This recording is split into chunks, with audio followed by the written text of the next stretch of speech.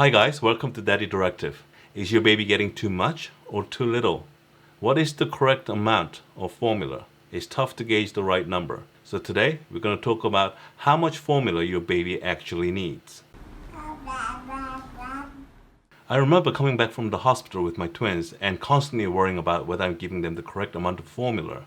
If I give them too little, they will stay fussy and wouldn't sleep. If I give them too much, they will just simply throw up. So what is the correct amount of formula? Well, we first have to understand that when the babies are first born, they have small stomach. On day 1, they have a size that is the size of a cherry. Day 3, a walnut, a week, an apricot, and after a month, it's about the size of an egg. So they can't take in too much milk at once, especially at the beginning, so they would have to feed quite frequently. So what is the general guideline as to how much formula your baby actually needs? Well, for the first week, you'd need to be feeding the baby pretty much on demand. The baby won't drink much, in fact only about 15 milliliters or less per feeding, but the feeding will be frequent, somewhere between 2 to 3 hours. And yes, that means regardless of day or night.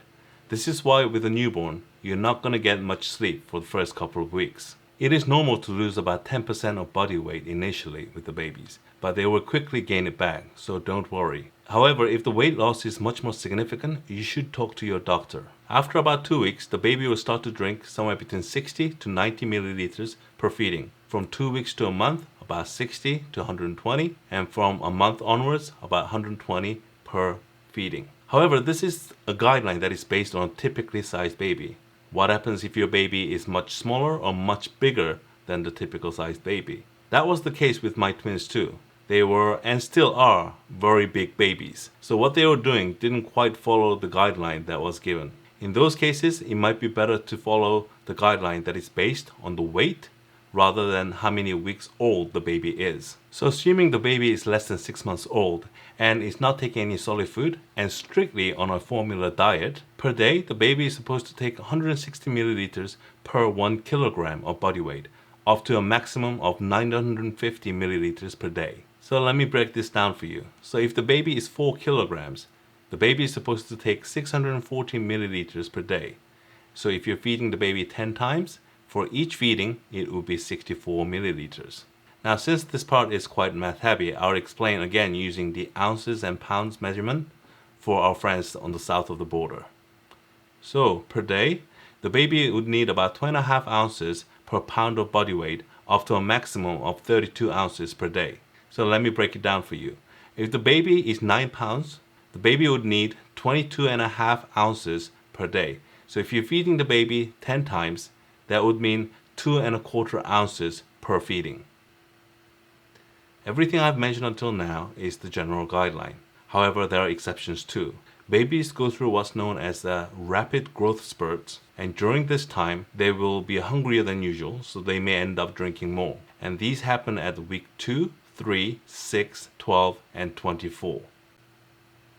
Now that you have an idea to the exact numbers in terms of how frequent and how much formula to give to the baby, here are certain visual tips to check if you're giving too little, too much, or just the right amount of formula for the baby. If the baby finishes the bottle quickly and yet still looks for more by looking around and trying to grab the bottle, it means the baby is most likely still hungry. If you do give more to the baby though, make sure you throw out any leftover formulas, because when the babies feed, the saliva will sip into the formula and contaminate it.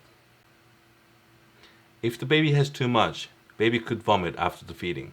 There is a difference between spitting and vomiting. Spitting is okay, but vomiting is not. You can usually tell the difference because vomiting will be a lot more forceful and much larger quantities, as well as the baby will seem much more in distress.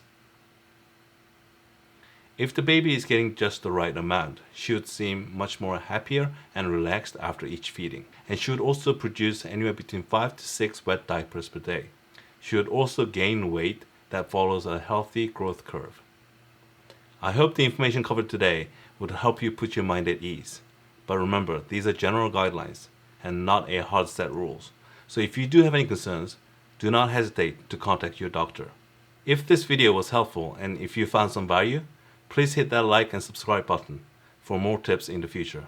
Thank you all and happy parenting.